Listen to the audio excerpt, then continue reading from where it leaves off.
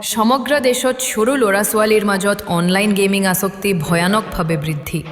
অভিভাৱক শিক্ষকে গভীৰ উদ্বেগ প্ৰকাশ কৰিছে। বহু শিশুৰ পঢ়া-শুনা, স্বাস্থ্য আৰু আচৰণগত সমস্যা দিনে দিনে বৃদ্ধি পাইছে। বিশেষজ্ঞসকলৰ মতে নিয়ন্ত্ৰণহীন স্ক্ৰীন টাইমেই এই সমস্যাৰ মূল কাৰণ। চৰকাৰীভাৱে কঠোৰ নীতিৰ দাবী জোৰালো হোৱাৰ লগে লগে পৰিয়ালসমূহক সচেতনতাৰ আহ্বান।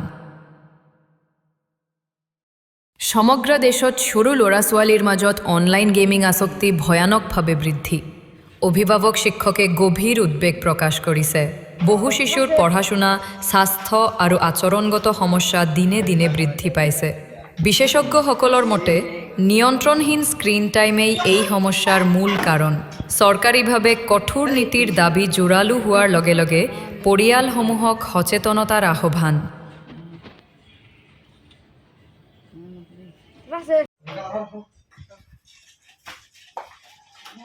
अरे भाई बाल में जाऊंगा भैया ये घर से